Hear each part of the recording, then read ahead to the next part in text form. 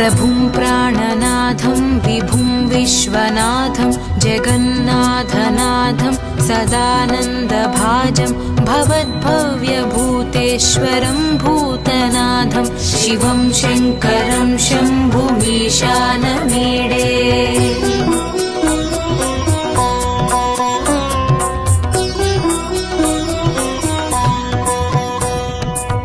गलेरुण्डमालं तनौ सर्पजालं महाकालकालं गणेशादिपालं जटाजूटगङ्गोत्तरं गैर्विशालं शिवं शङ्करं शम्भुमीशानमीडे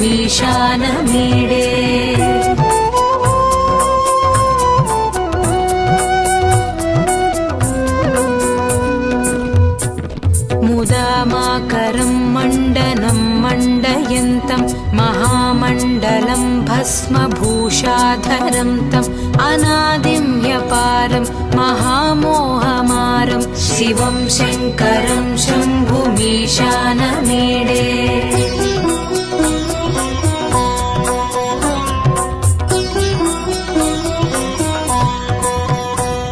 वटाधो निवासं महाटाट्टहासं महापापनाशं सदा सुप्रकाशं गिरीशं गणेशं सुरेशं महेशं शिवं शङ्करं शम्भुमीशानमीडे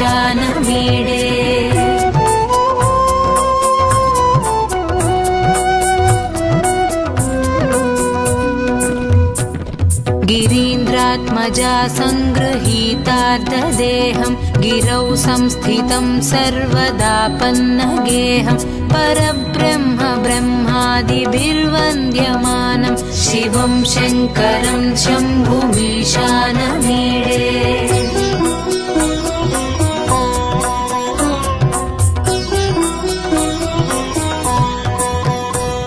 कपालं त्रिशूलं कराभ्यां दधानं पदाम्भोजनं रायकामं ददानं बलिवर्धमानं सुराणां प्रधानं शिवं शङ्करं शम्भुमीशानमीडे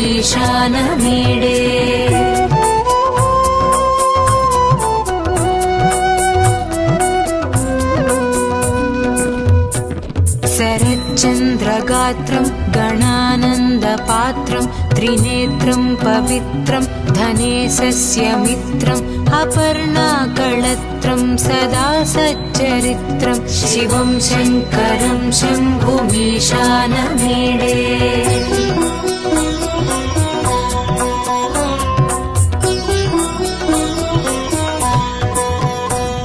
हरं सर्पहारं चिताभूविहारं भवं वेदसारं सदा निर्विकारं श्मशाने वसन्तं मनोजं दहन्तं शिवं शङ्करं शम्भुमीशानमीडे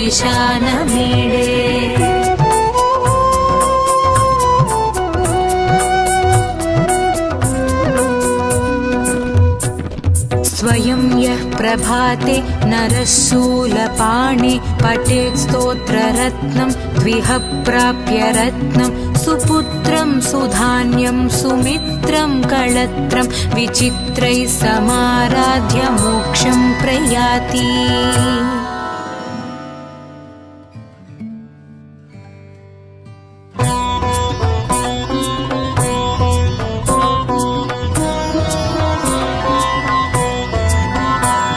प्रभुं प्राणनाथं विभुं विश्वनाथं जगन्नाथनाथं सदानन्दभाजं भवद्भव्यभूतेश्वरं भूतनाथं शिवं शङ्करं शम्भुमीशानमीडे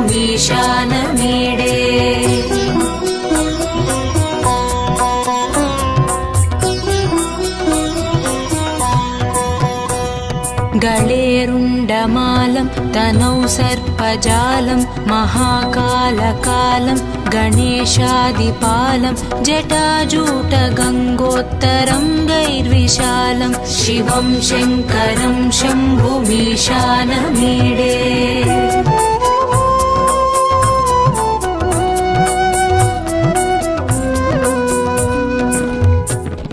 मुदामाकरं मण्डनं मण्डयन्तं महामण्डलं मण्डलं भस्मभूषाधरं तम् अनादिं ह्यपारं महामोहमारं शिवं शङ्करं शम्भुमीशानमीडे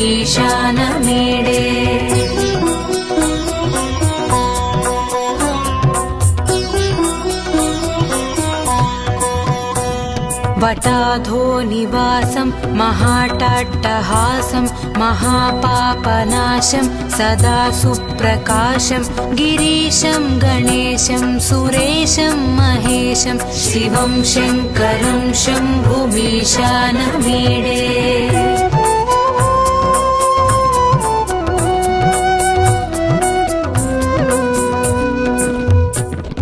गिरीन्द्रात्मजा सङ्गृहीतार्धदेहं गिरौ संस्थितं सर्वदापन्नगेहं परब्रह्म ब्रह्मादिभिर्वन्द्यमानं शिवं शङ्करं शम्भुमीशानमीडे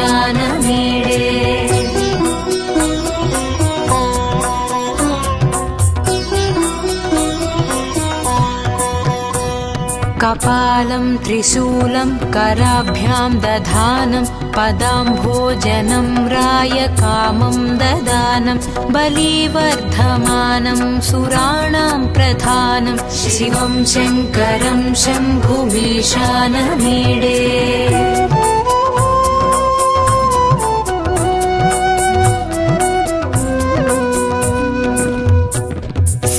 शरच्चन्द्रगात्रं गणानन्दपात्रं त्रिनेत्रं पवित्रं धनेशस्य मित्रम् अपर्णाकळत्रं सदा सच्चरित्रं शिवं शङ्करं शम्भुमीशानमीडे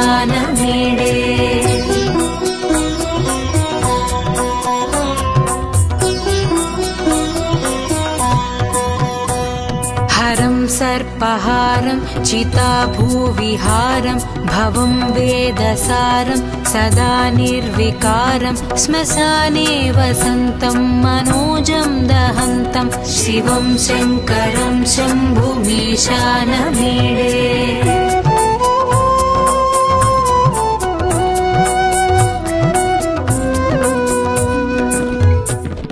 स्वयं यः प्रभाते नरः शूलपाणे पठेत् स्तोत्ररत्नं द्विह प्राप्य रत्नं सुपुत्रं सुधान्यं सुमित्रं कळत्रं विचित्रैः समाराध्य मोक्षं प्रयाति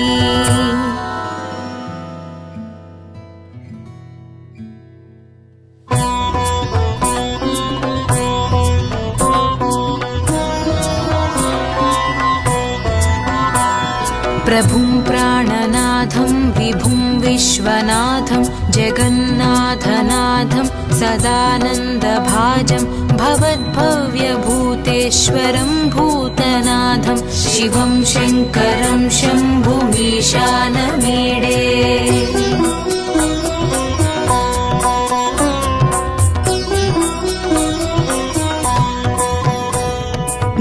गळेरुण्डमालं तनौ सर्पजालं महाकालकालं गणेशादिपालं जटाजूटगङ्गोत्तरं गैर्विशालं शिवं शङ्करं शम्भुमीशानमीडे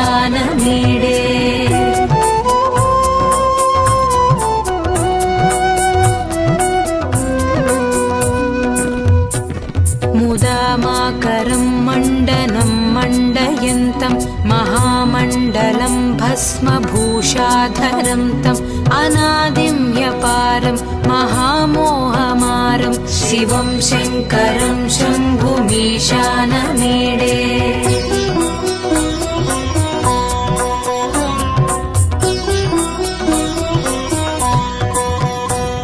वटाधो निवासं महाटाट्टहासं महापापनाशं सदा सुप्रकाशं गिरीशं गणेशं सुरेशं महेशं शिवं शङ्करं शम्भुमीशानमीडे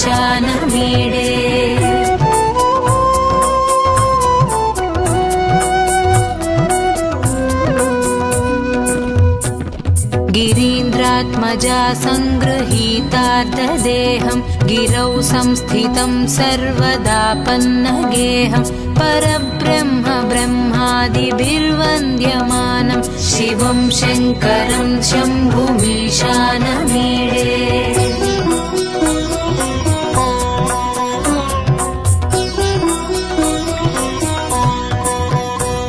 कपालं त्रिशूलं कराभ्यां दधानं पदाम्भोजनं रायकामं ददानं बलिवर्धमानं सुराणां प्रधानं शिवं शङ्करं शम्भुमीशानमीडे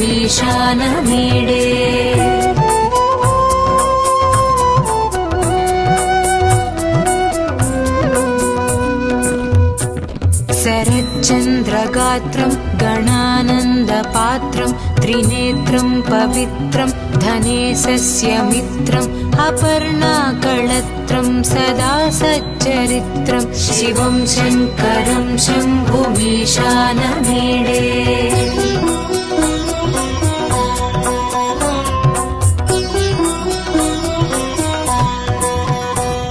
हरं सर्पहारं चिताभूविहारं भवं वेदसारं सदा निर्विकारं श्मशाने वसन्तं मनोजं दहन्तं शिवं शङ्करं शम्भुमीशानमीडे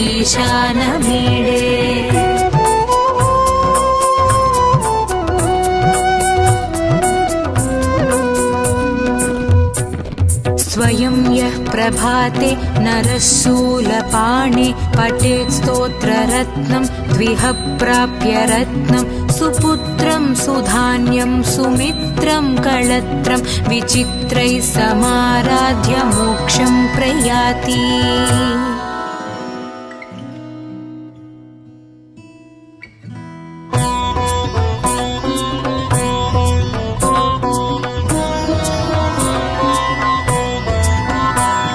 प्रभुं प्राणनाथं विभुं विश्वनाथं जगन्नाथनाथं सदानन्दभाजं भवद्भव्यभूतेश्वरं भूतनाथं शिवं शङ्करं शम्भुमीशानमीडे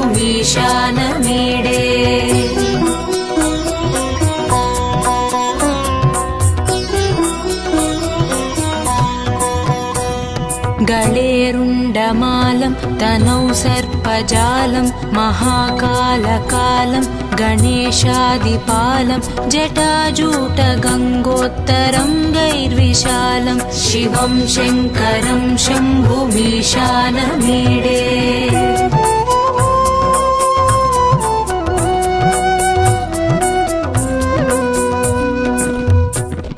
मुदामाकरं मण्डनं मण्डयन्तं महामण्डलं भस्मभूषाधरं तम् अनादिं ह्यपारं महामोहमारं शिवं शङ्करं शम्भुमीशानमीडे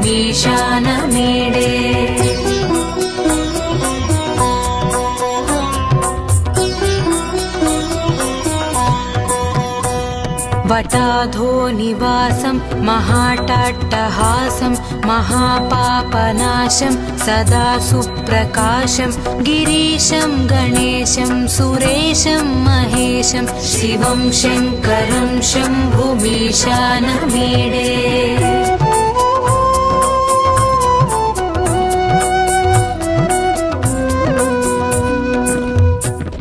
गिरीन्द्रात्मजा सङ्गृहीतार्धदेहं गिरौ संस्थितं सर्वदा पन्नगेहं परब्रह्म ब्रह्मादिभिर्वन्द्यमानं शिवं शङ्करं शम्भुमीशानमीडे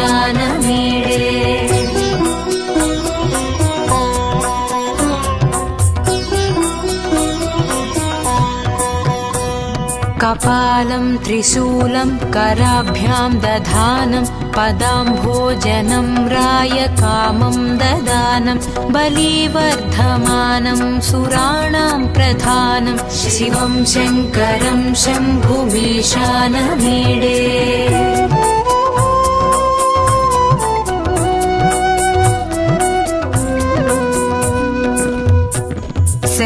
शरच्चन्द्रगात्रं गणानन्दपात्रं त्रिनेत्रं पवित्रं धनेशस्य मित्रम् अपर्णाकळत्रं सदा सच्चरित्रं शिवं शङ्करं शम्भुमीशानमीडे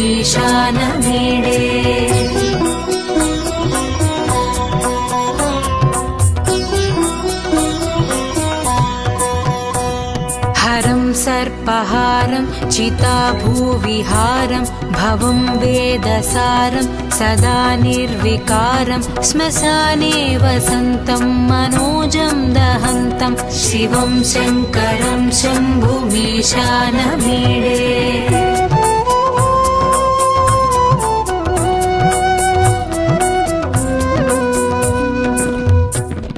स्वयं यः प्रभाते नरः शूलपाणे पठेत् स्तोत्ररत्नं द्विह प्राप्य रत्नं सुपुत्रं सुधान्यं सुमित्रं कळत्रं विचित्रैः समाराध्य मोक्षं प्रयाति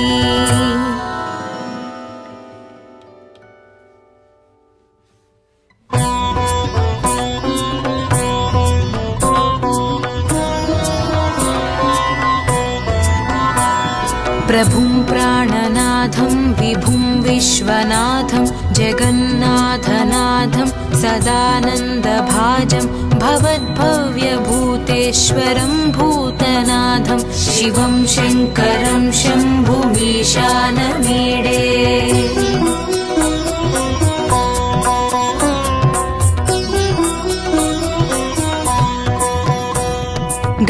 गळेरुण्डमालं तनौ सर्पजालं महाकालकालं गणेशादिपालं जटाजूटगङ्गोत्तरङ्गैर्विशालं शिवं शङ्करं शम्भुमीशानमीडे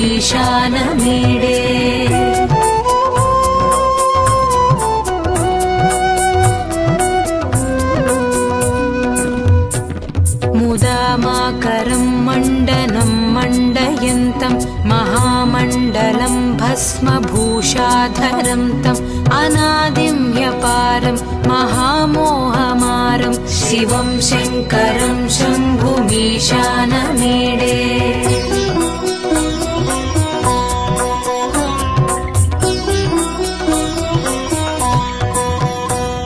वटाधो निवासं महाटाट्टहासं महापापनाशं सदा सुप्रकाशं गिरीशं गणेशं सुरेशं महेशं शिवं शङ्करं शम्भुमीशानमीडे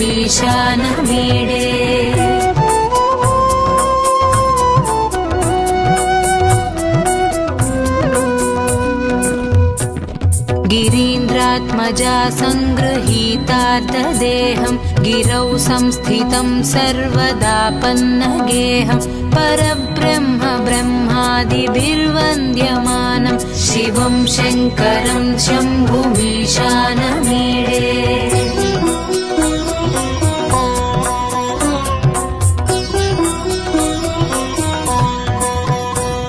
कपालं त्रिशूलं कराभ्यां दधानं पदाम्भोजनं रायकामं ददानं बलिवर्धमानं सुराणां प्रधानं शिवं शङ्करं शम्भुमीशानमीडे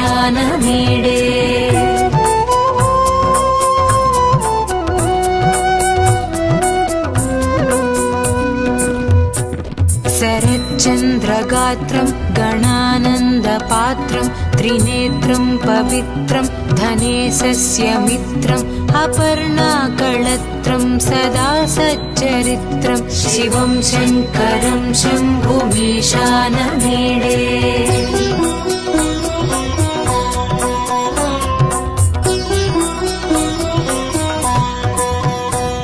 हरं सर्पहारं चिताभूविहारं भवं वेदसारं सदा निर्विकारं श्मशाने वसन्तं मनोजं दहन्तं शिवं शङ्करं शम्भुमीशानमीडे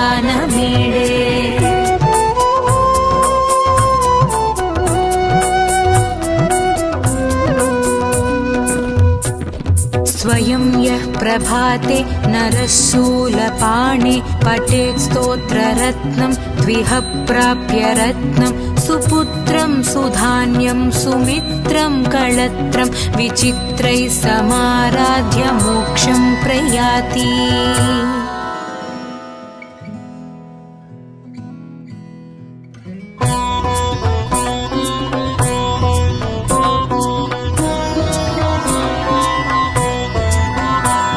प्रभुं प्राणनाथं विभुं विश्वनाथं जगन्नाथनाथं सदानन्दभाजं भवद्भव्यभूतेश्वरं भूतनाथं शिवं शङ्करं शम्भुमीशानमीडे।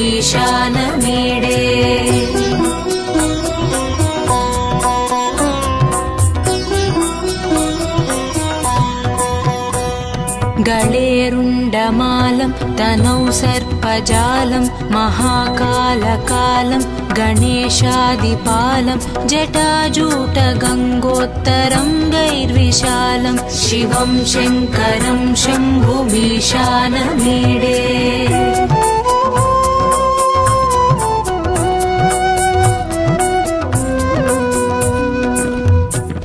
मुदामाकरं मण्डनं मण्डयन्तं महामण्डलं भस्मभूषाधरं तम् अनादिं ह्यपारं महामोहमारं शिवं शङ्करं शम्भुमीशानमीडे।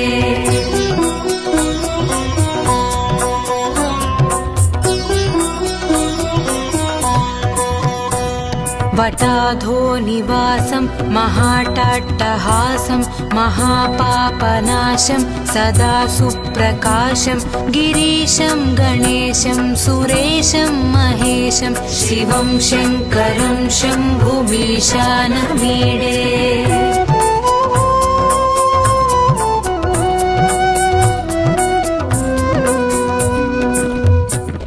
गिरीन्द्रात्मजा सङ्गृहीतार्धदेहं गिरौ संस्थितं सर्वदापन्नगेहं परब्रह्म ब्रह्मादिभिर्वन्द्यमानं शिवं शङ्करं शम्भुमीशानमीडे।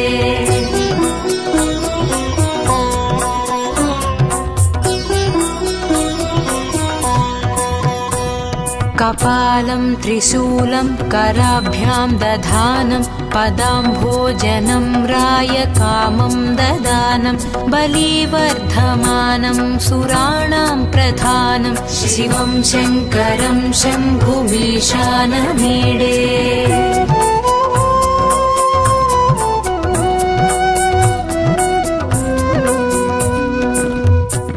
शरच्चन्द्रगात्रं गणानन्दपात्रं त्रिनेत्रं पवित्रं धनेशस्य मित्रम् अपर्णाकळत्रं सदा सच्चरित्रं शिवं शङ्करं शम्भुमीशानमीडे।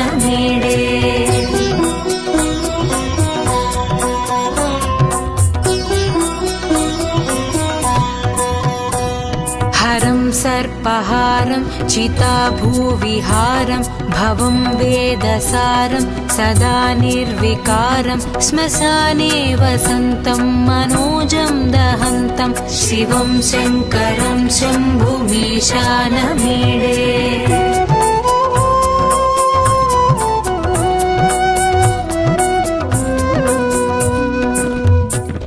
स्वयं यः प्रभाते नरः शूलपाणे पठेत् स्तोत्ररत्नं द्विह प्राप्य रत्नं सुपुत्रं सुधान्यं सुमित्रं कळत्रं विचित्रैः समाराध्य मोक्षं प्रयाति।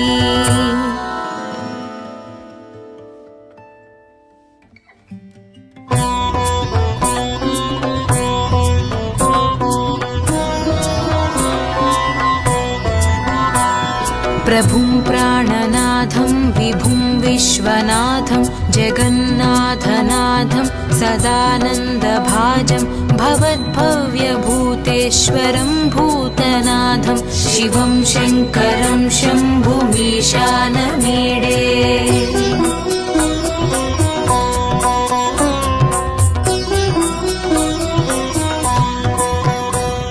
गळेरुण्डमालं तनौ सर्पजालं महाकालकालं गणेशादिपालं जटाजूटगङ्गोत्तरङ्गैर्विशालं शिवं शङ्करं शम्भुमीशानमीडे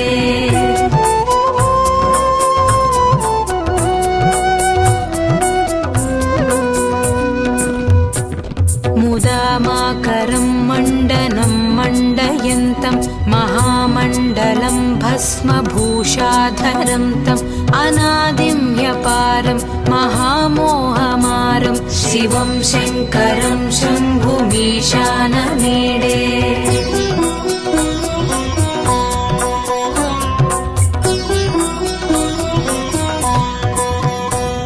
वटाधो निवासं महाटाट्टहासं महापापनाशं सदा सुप्रकाशं गिरीशं गणेशं सुरेशं महेशं शिवं शङ्करं शम्भुमीशानमीडे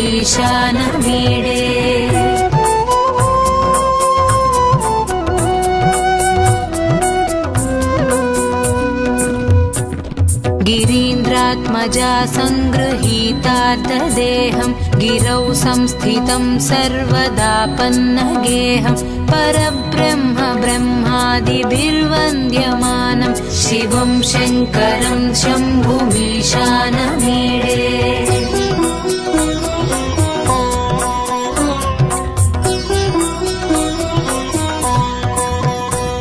कपालं त्रिशूलं कराभ्यां दधानं पदाम्भोजनं रायकामं ददानं बलिवर्धमानं सुराणां प्रधानं शिवं शङ्करं शम्भुमीशानमीडे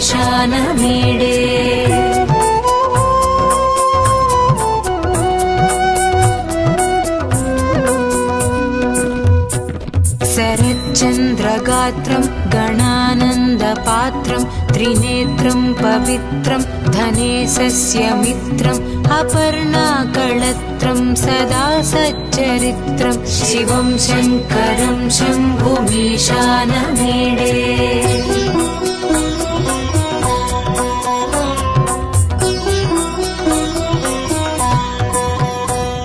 हरं सर्पहारं चिताभूविहारं भवं वेदसारं सदा निर्विकारं श्मशाने वसन्तं मनोजं दहन्तं शिवं शङ्करं शम्भुमीशानमीडे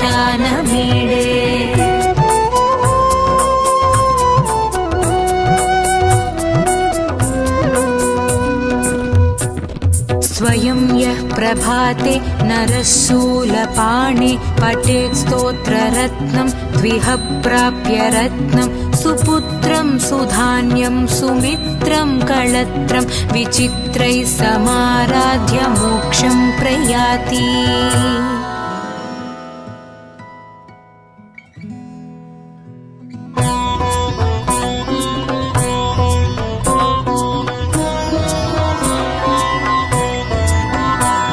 प्रभुं प्राणनाथं विभुं विश्वनाथं जगन्नाथनाथं सदानन्दभाजं भवद्भव्यभूतेश्वरं भूतनाथं शिवं शङ्करं शम्भुमीशानमीडे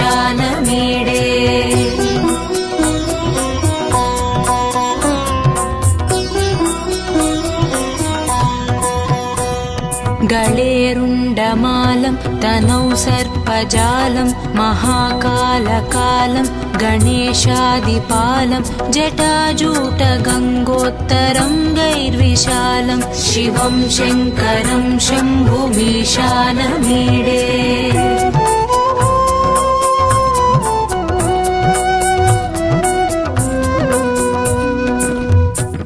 मुदामाकरं मण्डनं मण्डयन्तं महामण्डलं भस्मभूषाधरं तम् अनादिं ह्यपारं महामोहमारं शिवं शङ्करं शम्भुमीशानमीडे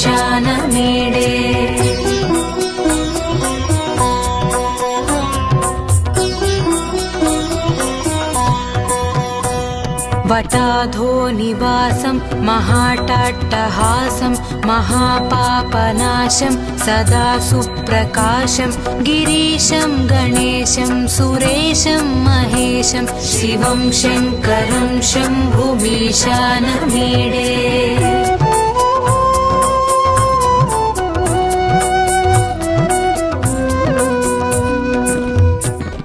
गिरीन्द्रात्मजा सङ्गृहीतार्धदेहं गिरौ संस्थितं सर्वदापन्नगेहं परब्रह्म ब्रह्मादिभिर्वन्द्यमानं शिवं शङ्करं शम्भुमीशानमीडे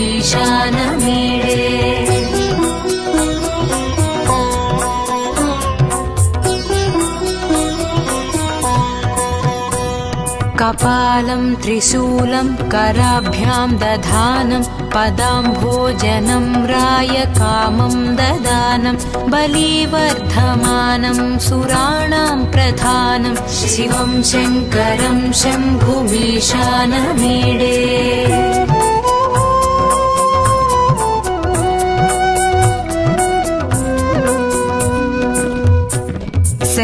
शरच्चन्द्रगात्रं गणानन्दपात्रं त्रिनेत्रं पवित्रं धनेशस्य मित्रम् अपर्णाकळत्रं सदा सच्चरित्रं शिवं शङ्करं शम्भुमीशानमीडे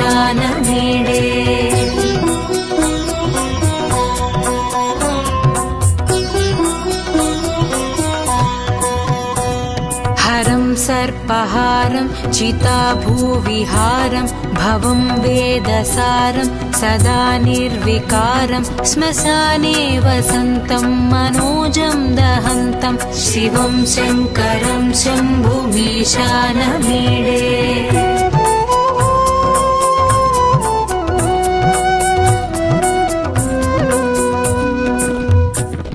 स्वयं यः प्रभाते नरशूलपाणे पठेत् स्तोत्ररत्नं द्विह प्राप्य रत्नं सुपुत्रं सुधान्यं सुमित्रं कळत्रं विचित्रैः समाराध्य मोक्षं प्रयाति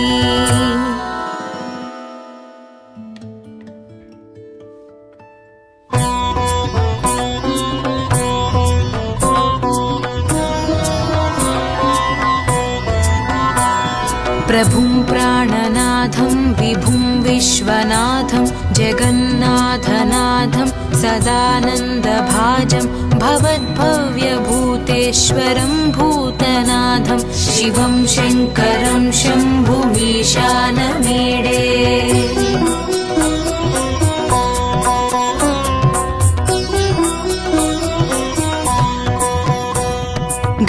गळेरुण्डमालं तनौ सर्पजालं महाकालकालं गणेशादिपालं जटाजूटगङ्गोत्तरं गैर्विशालं शिवं शङ्करं शम्भुमीशानमीडे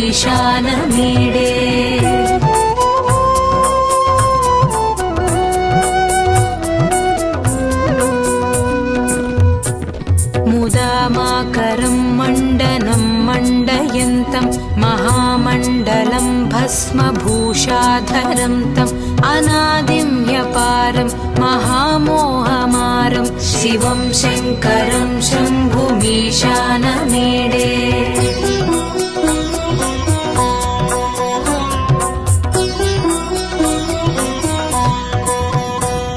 वटाधो निवासं महाटाट्टहासं महापापनाशं सदा सुप्रकाशं गिरीशं गणेशं सुरेशं महेशं शिवं शङ्करं शम्भुमीशानमीडे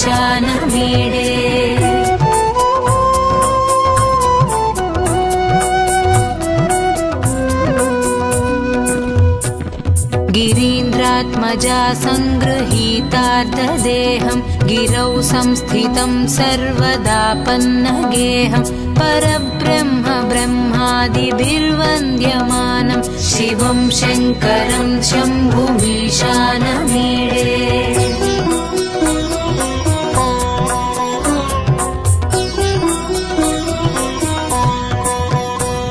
कपालं त्रिशूलं कराभ्यां दधानं पदाम्भोजनं रायकामं ददानं बलिवर्धमानं सुराणां प्रधानं शिवं शङ्करं शम्भुमीशानमीडे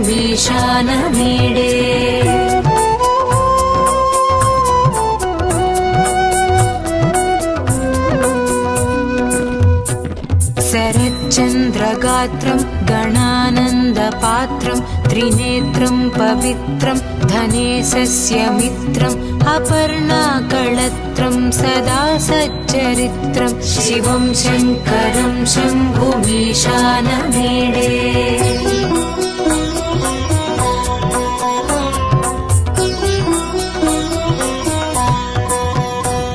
हरं सर्पहारं चिताभूविहारं भवं वेदसारं सदा निर्विकारं श्मशाने वसन्तं मनोजं दहन्तं शिवं शङ्करं शम्भुमीशानमीडे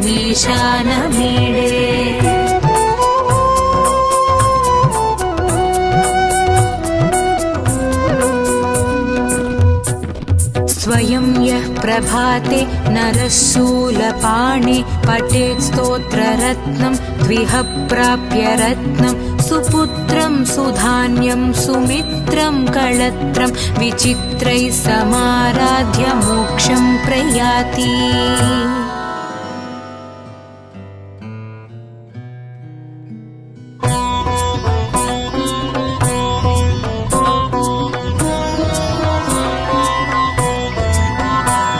प्रभुं प्राणनाथं विभुं विश्वनाथं जगन्नाथनाथं सदानन्दभाजं भवद्भव्यभूतेश्वरं भूतनाथं शिवं शङ्करं शम्भुमीशानमीडे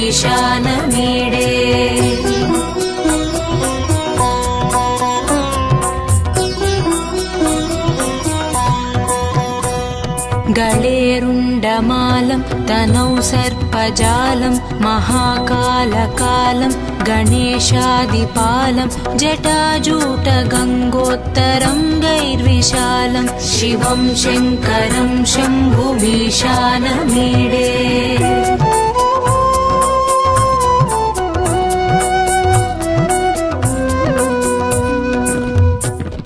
मुदामाकरं मण्डनं मण्डयन्तं महामण्डलं भस्मभूषाधरं तम् अनादिं व्यपारं महामोहमारं शिवं शङ्करं शम्भुमीशानमीडे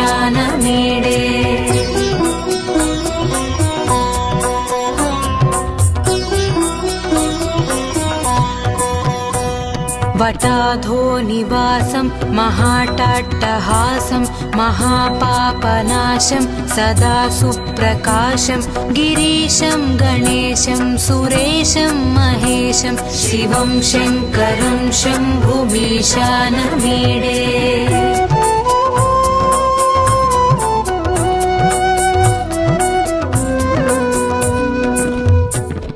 गिरीन्द्रात्मजा सङ्गृहीतार्धदेहं गिरौ संस्थितं सर्वदापन्नगेहं परब्रह्म ब्रह्मादिभिर्वन्द्यमानं शिवं शङ्करं शम्भुमीशानमीडे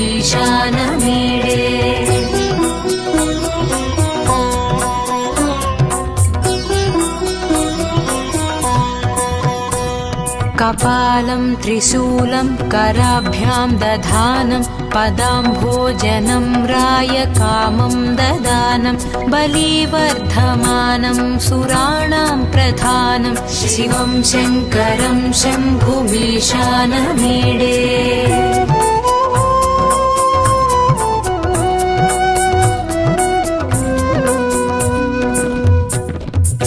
शरच्चन्द्रगात्रं गणानन्दपात्रं त्रिनेत्रं पवित्रं धनेशस्य मित्रम् अपर्णाकळत्रं सदा सच्चरित्रं शिवं शङ्करं शम्भुमीशानमीडे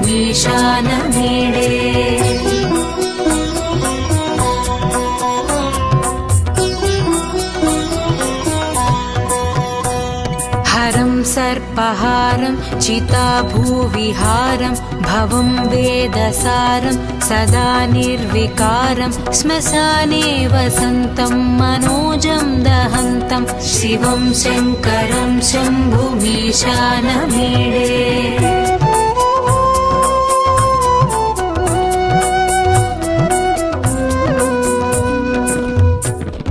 स्वयं यः प्रभाते नरः शूलपाणे पठेत् स्तोत्ररत्नं द्विह प्राप्य रत्नं सुपुत्रं सुधान्यं सुमित्रं कळत्रं विचित्रैः समाराध्य मोक्षं प्रयाति।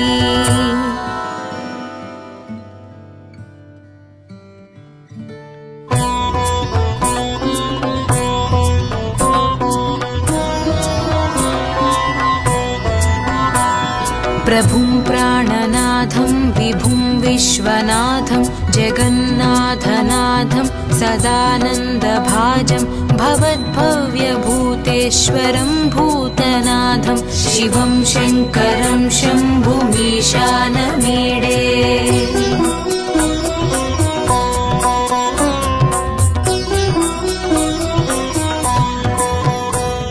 गळेरुण्डमालं तनौ सर्पजालं महाकालकालं गणेशादिपालं जटाजूटगङ्गोत्तरं गैर्विशालं शिवं शङ्करं शम्भुमीशानमीडे।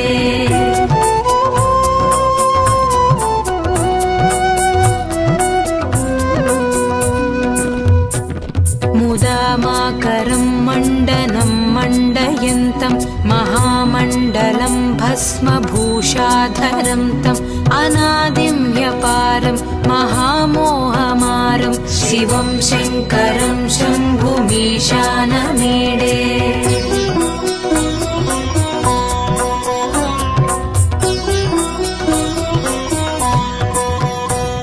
वटाधो निवासं महाटाट्टहासं महापापनाशं सदा सुप्रकाशं गिरीशं गणेशं सुरेशं महेशं शिवं शङ्करं शम्भुमीशानमीडे।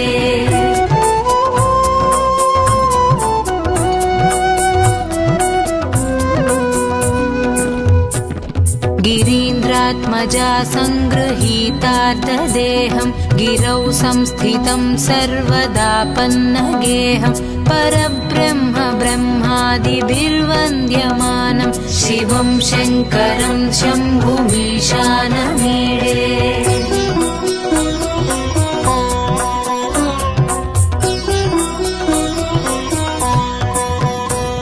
कपालं त्रिशूलं कराभ्यां दधानं पदाम्भोजनं रायकामं ददानं बलिवर्धमानं सुराणां प्रधानं शिवं शङ्करं शम्भुमीशानमीडे।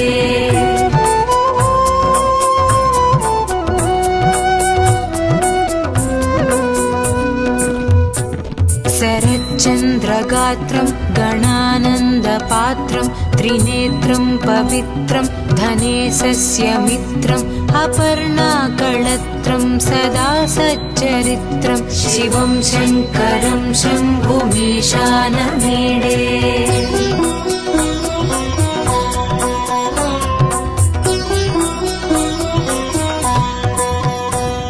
हरं सर्पहारं चिताभूविहारं भवं वेदसारं सदा निर्विकारं श्मशाने वसन्तं मनोजं दहन्तं शिवं शङ्करं शम्भुमीशानमीडे।